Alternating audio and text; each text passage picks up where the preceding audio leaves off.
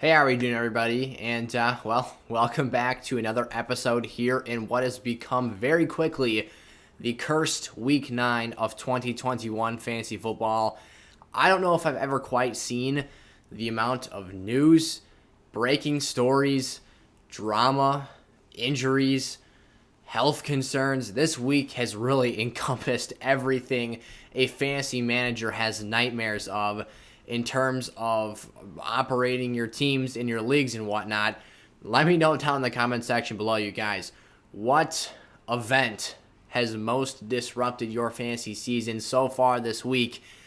If anything continues on the track that's been so far, we're not done. We're in store for some more craziness to happen here, whether it was Aaron Rodgers potentially being out the next 2 weeks for my Green Bay Packers. That is a significant killer, not only to my stakes as an NFL fan, but also some fantasy leagues as well, including a dynasty league where I've got him and the GOAT TB12, but neither of them will be suiting up for me this week, so now I'm either resorting to Matty Ice or moving up Jordan Love off my taxi squad. That's great. We've got Derrick Henry out 6 to 10 weeks. That's old news by now, but man, James Robinson, his health and status is still up in the air. There is so much going on here in NFL Week 9. It's been crazy. The trade deadline passed. We've got OBJ drama. Everything's going on right now. So with that being said, though, today we're going to talk about some trade advice. So earlier on this week, we talked simple trade targets right at the top of the week on Monday morning. And we just went over players that we're going out and looking to buy. We did all positions this week because, as I talked about in that episode, I wasn't really feeling that we had a strong group of 5 running backs and 5 wide receivers to make their own separate videos. So we actually crammed together running backs, wide receivers, and even tossed in a couple quarterbacks in there as well. So go check that video out if you haven't done so already. Today we're going to be talking straight fantasy trade advice. So what that means is we're talking buy, sell, hold. What are you doing with these players if you are owners of them in your fantasy leagues, or if you're looking to go out and acquire them potentially here this week? So before we get into today's episode, it's Thursday. That means we're making some prop bets on thrivefantasy.com. Go check them out, new users. When you sign up and use promo code SIZZLE and deposit between $10 and $100, we'll get an instant deposit match bonus in addition to a $20 game ticket that'll get you free access into a Thrive Fantasy event. And then on top of that, they will let me know that you signed up, use the promo code SIZZLE. So on top of your deposit, the 100% deposit match bonus they give you, we are going to give you a month-long free membership of SFS Gold, which is our exclusive membership service here on the SFS channel. You get guaranteed responses to your questions. We'll set your lineups for you every single week in the SFS community Discord. You'll get access to us through our private DMs and adding us as a friend on that platform. And then you'll also get access to our exclusive content on our website, sizzlefantasy.com, under the SFS Gold header, which includes some articles, other fun stuff, and we've got our rankings for positions every single week for quarterback, running back, wide receiver, tight end, and defense for half PPR scoring. So go check that out. Again, Thrive Fantasy. I'll be posting my props that I make for myself this week in the community Discord server for everyone to see. But again, members who sign up and deposit using promo code SIZZLE get that free month of SFS Gold, so you get some added on features and benefits in addition to access to my prop bets that I make for myself. We were up $100 last week, so that was pretty cool to see. But with all that being said, that was a lot of talking with the longer intros we've had in a long time here on the channel. Let's hit the intro and get into today's episode.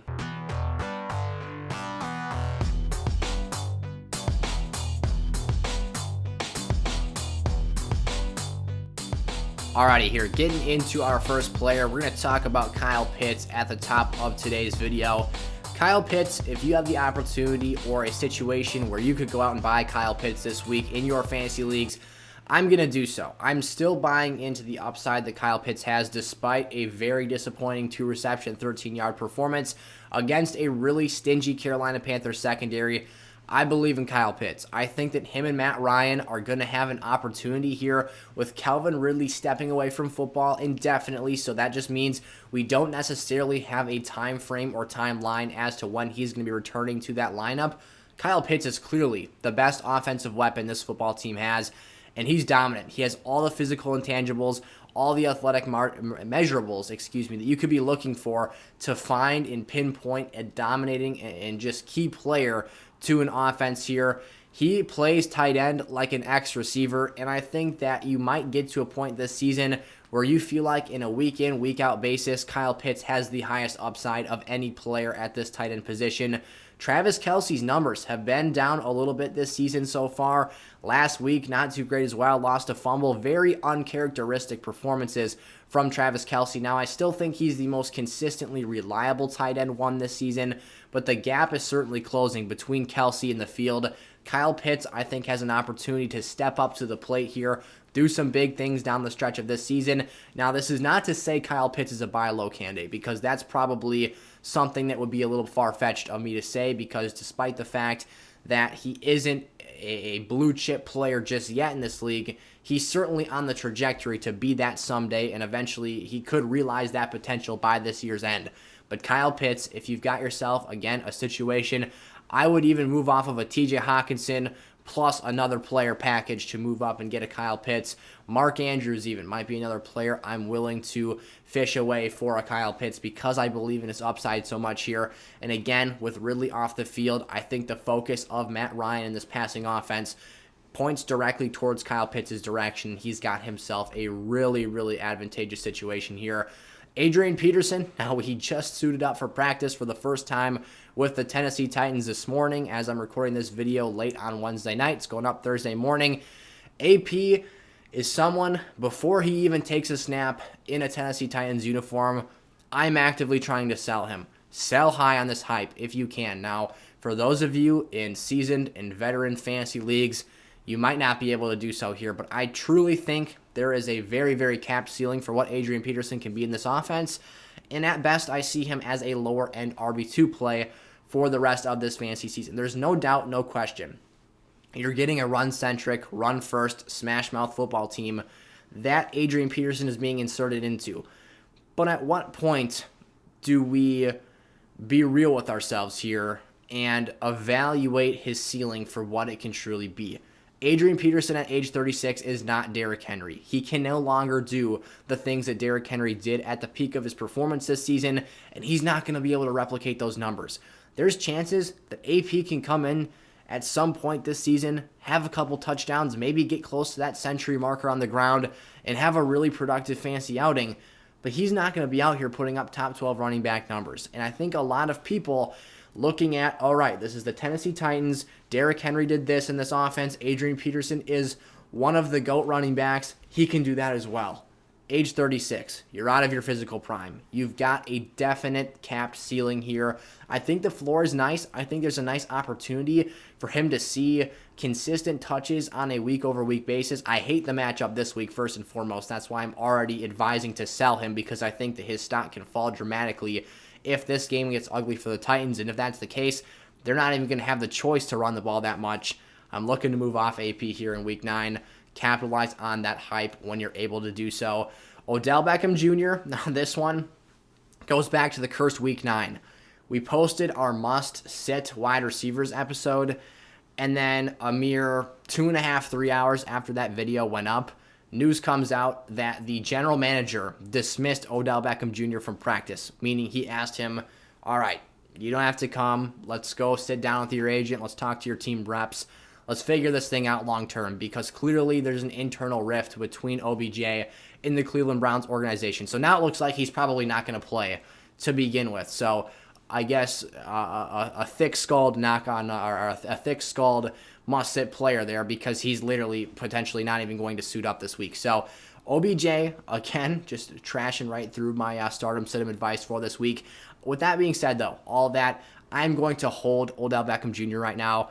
There is a slim chance, I think, that he could potentially find himself on the street and in a situation where he's looking for new colors to play for the rest of this NFL season. Now, the one reason Cleveland might not move off of Odell and why they might have to make amends and carry and see this thing through till the end of the 2021 season is because of how advantageous it is for the Browns to release him as a cap hit, or lack thereof. They're going to save $15 million in cap space if they move off of Odell Beckham Jr. during this offseason. So I don't think Cleveland wants to bite the bullet on Beckham just yet. I think they want to wait and see this one through till the end of the 2021 season. But potentially, if a resolution can't be reached here, and if they're not able to resolve this conflict, maybe, just maybe, you find a player of Odell's talent and capabilities on the street looking for a new home, in which case he's still very talented. I think he's got a couple peak seasons left in him, and I think he could be a player whose value grows if he does find himself in another situation. Even if that's not the case, it's going to be hard to do anything else besides hold OBJ right now. His trade stock isn't quite high enough to sell him for another top-end fantasy wide receiver or player who would really be giving you that much value in return to begin with here. His production just hasn't been there this season, and you're talking about a guy who's had in 5 of his 7 starts less than 30 yards receiving. So, not good numbers. It's been a rough road. I'm sure that you've heard of or even seen potentially the video that Odell Beckham Jr. or Odell Beckham Sr. rather posted of all the times OBJ has been wide open and Baker just elected not to throw him the football.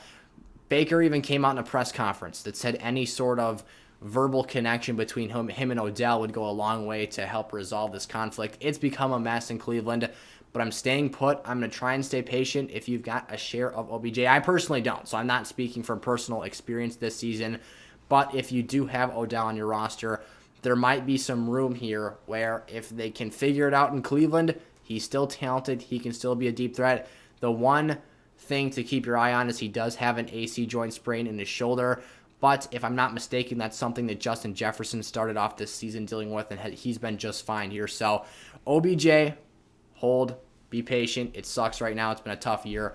And then Aaron Jones, I'm going to look to. Now, this is a very specific sell situation, but I've got myself, for you guys, a list of running backs I would move off of Aaron Jones for here. So the reasoning for this, I love Aaron Jones. I'm a Green Bay Packer fan, but we're not being a homer here. We are looking to make logical fantasy roster decisions and improve our teams in lineups the rest of the season. Why would I move off of Aaron Jones? He's very talented, very dynamic, has a complete skill set, and can hit the home run ball for us, which is a great asset to have in our fantasy teams. With that being said, I see a very fine line being walked where there's a cap ceiling element here. The most running back touches you're probably going to see on a usual basis was on display last Thursday when the Packers literally walked into the Arizona Cardinals' house and had none of their top 3 wide receivers. They divvied up carries between A.J. Dillon and Aaron Jones dead even.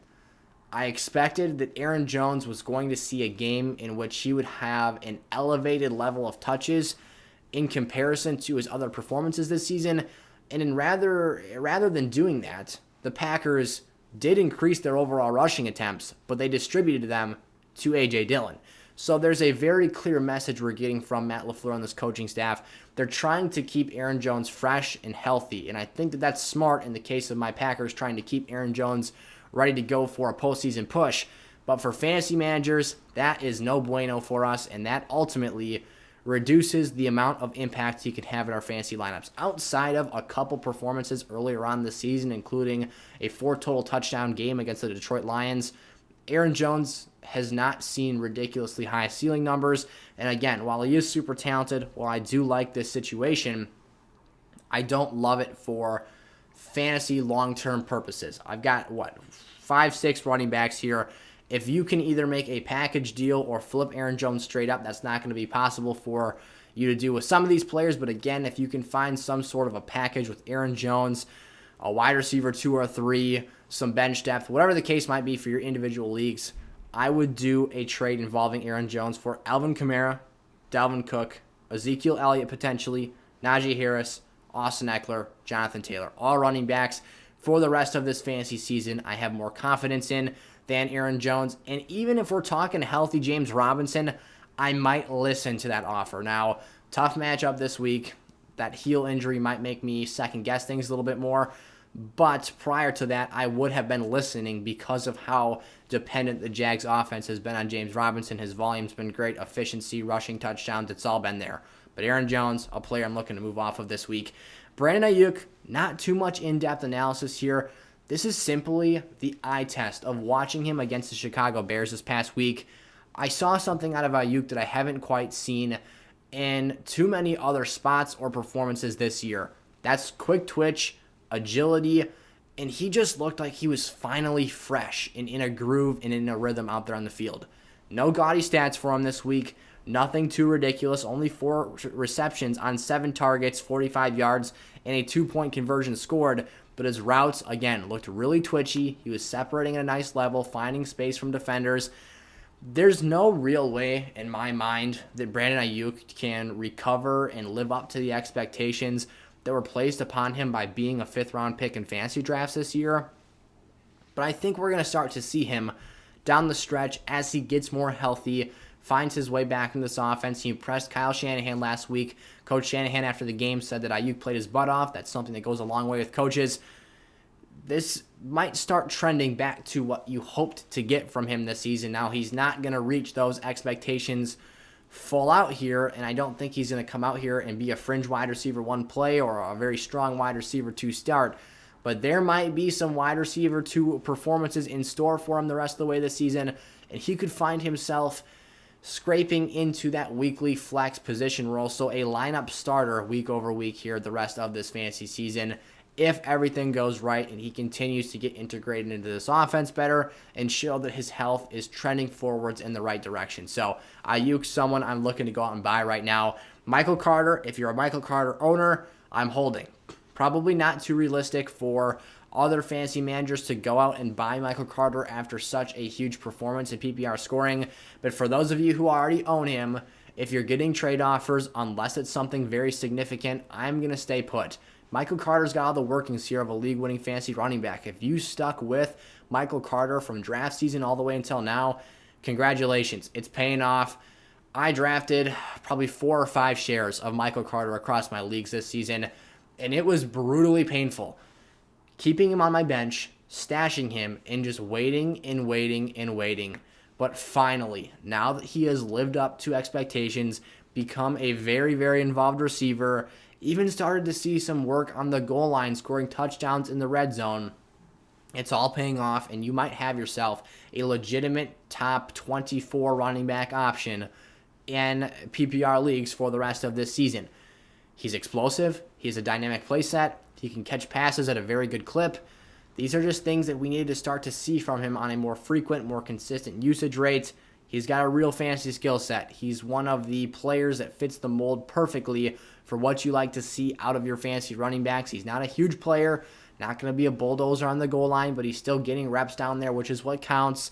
And then again, elusive, shifty, can make defenders miss out in space and be efficient with those touches even behind the Jets' offensive line. DeAndre Hopkins for the Arizona Cardinals. This one stinks. This is one of the players who at the early stages of the season I was super excited about, but as the year has grown on here and it's worn on and carried out through its course, I've begun to see some reasons for concern with this situation. And those were primarily founded upon the simple facts that DeAndre Hopkins had not seen a double-digit target game throughout the entirety of this season. His target share was very substantially down from where it was at in 2020, and the production he was finding in the touchdown department was a lot more dependent on his overall weekly output than I would have liked to have seen from him, because his yardage as a whole has been down from last year as well. That's just the beginning here. Now you add in the fact that this hamstring issue has not only impacted him back here in week 8 and actually caused him to leave that contest, it's been flaring up multiple times throughout this season, and to me, that's got disaster written all over it. Hamstring issues for wide receivers are a bugger. They don't go away. If you keep running on them, keep playing on them, they don't heal. They don't improve. Why do you think that? Now, Julio Jones is an extreme situation where the dude literally has chronic hamstring tightness. A.J. Brown at the start of this season was really, really struggling because he was trying to play through hamstring issues. Once he finally shut himself down, got healthy, now we're in the clear. We're back to normal. We're good. D-Hop and A.J. Brown as well are the talent level of players where they can walk out, score touchdowns, win a couple routes to get productive numbers while dealing with these injuries. But these are the type of things that derail other more, and I hate to call them average, but in comparison's sake for these two players, more average wide receivers in the National Football League. that can completely kill their entire fantasy week. D-Hop has been nagged and affected by this hamstring issue, and it's impacted his productivity and effectiveness in games already this season. You see it flare up again against Green Bay. He was only able to play like a quarter of that contest, and it was already a down performance, especially when you consider the fact that in the first or second drive for the Cardinals, he hits like a 50-yard bomb over the top of the defense. If that play never happens, you're looking at an even lower output for him. So it might not necessarily be a sell high situation given last week's games. And then one final nail in the coffin that makes this a really tough situation is Kyler Murray's injury. Ankle sprain, wasn't seen at practice on Wednesday. That's an issue. A mobile quarterback, a guy who's shifty, elusive, agile, and scrambles all over the place, is going to struggle to be the same level of player when he is confined to throwing in the pocket and not being as agile, as mobile, as free to play inside or outside the pocket as he pleases. That's going to affect his wide receivers, namely DeAndre Hopkins at the top of the list. Now, he's probably the most trusted wide receiver on this team, but again, hasn't seen a 10-target game this year, something that's concerning to me. I'm looking to move off D-Hop. There are plenty of other elite wide receiver options I would take over DeAndre at this point in time because of the target share being down, because of the touchdown dependency, because of the injury to his star quarterback, and because of that hamstring that I think is very, very worrisome long-term this year. Ryan Tannehill getting into the last three players on today's list. Tannehill, someone I'm going out and buying. Now, this week, I hate the situation and the matchup. I think it's a brutal one. Very, very tough for the Rams to be playing the Titans with Von Miller added to that defense, and you've got no Derrick Henry if you're Ryan Tannehill. But Ryan Tannehill without Derrick Henry long-term this season in more, not even favorable matchups, but just more normal or average games for the opposing defensive side of the football, the increased level of passes you're going to see without Derrick Henry. Now, they're still going to make an honest effort to run the football. They're still going to make an honest effort to be a run-first team. But just naturally, when you are giving Derrick Henry nearly 28 carries per game, you are probably not going to be able to replace that workload with two players, let alone maybe even sprinkling in a third running back to the system. So A.J. Brown and Ryan Tannehill could potentially become one of the top fantasy combos the rest of this fantasy season. Again, this week, I hate the matchup. You've got A.J. Brown covered by one of the league's best corners, in addition to a top pass rush taking on an offensive line that struggled to protect their quarterback consistently this year. But long-term, Ryan Tannehill has struggled to be quite up to the level he was at last year. I think this Derrick Henry injury, while it's a terrible loss for the team, might create more garbage time yardage situations, make the Tennessee Titans more pass happy and more reliant on the passing game. That'll ultimately increase his numbers and give him a slight edge in that department. Tyler Lockett, someone who I've had my very legitimate concerns with, have said as a must-sit player twice in the absence of Russell Wilson, and been on the money with both of those two picks because Geno Smith is just simply a downgrade. But he walked out there last week and absolutely balled out. He had his highest target total of the entire NFL season, 12 receptions on 13 targets, 142 yards receiving, and now there's no reason to move him. If you stayed true to Tyler Lockett to this point, Russell Wilson's return is right around the corner. Now, videos just came out with him on Wednesday, not throwing necessarily at game speed or throwing at the velocity you want to see him at, but he is starting to throw the football. In workouts, he's holding the ball. He's got to get, I believe that pin is still in his finger or has just very, very, very recently been removed. He's making progress and is on the right track, though. He could potentially be back as early as Week 10 against the Green Bay Packers, who could also be without Aaron Rodgers in that game. If Russ can't go, we're going to get Jordan Love against Geno Smith. That would be an interesting one. But with Russ's return imminent, the Seahawks have a bye this week. You're getting the deep ball back, and maybe it takes a couple weeks to get back in rhythm. But Tyler Lockett and Russell Wilson have elite chemistry. They're a very dynamic duo. They can get the job done. When you've got those two back together on the field, and that's your situation, your quarterback wide receiver stack long-term the rest of the way, that's something I like a lot more than Geno Smith, obviously. So if you stayed patient, stayed put, endured the two really, really rough games from Lockett, you're probably going to start eating again here as Russell come back, one of the best deep ball passers in the league, with one of the best deep ball threats in the league at the pass catching position, something I love to see going forward here. And then finally, David Montgomery. With this cursed week 9, with all of these terrible injuries, these big losses at the running back position, teams are desperate. If your league, you find yourself in a situation where the David Montgomery owner needs a running back super, super bad, maybe you got Adrian Peterson off the waiver wire, make an offer. The worst thing that can happen is they say no. David Montgomery is in an offense that produces fantasy-relevant running backs almost regardless of who the player is. In my lifetime watching the Packers, the Bears running back has almost always been a key contributor to fantasy teams, from David Montgomery to Matt Forte to Jordan Howard to Jeremy Langford, for goodness sake. They've all gotten the job done, and they've all been fantasy-relevant names.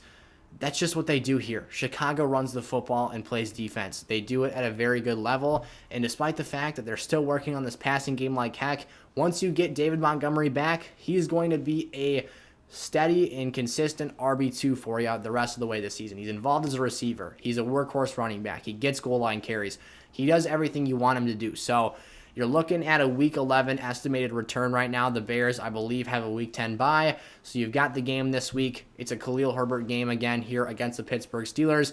But after that, I expect David Montgomery to come back, be healthy, fresh off the bye week, got his rest, recovered from that knee injury, and now he's going to be back in lineups, helping teams get to the promised land the rest of the way this year. Alrighty, that was our Week 9 trade advice here for 2021 Fantasy Football. If you enjoyed today's video, make sure to leave it with a like and click that subscribe button if you haven't done so already before you head on out today.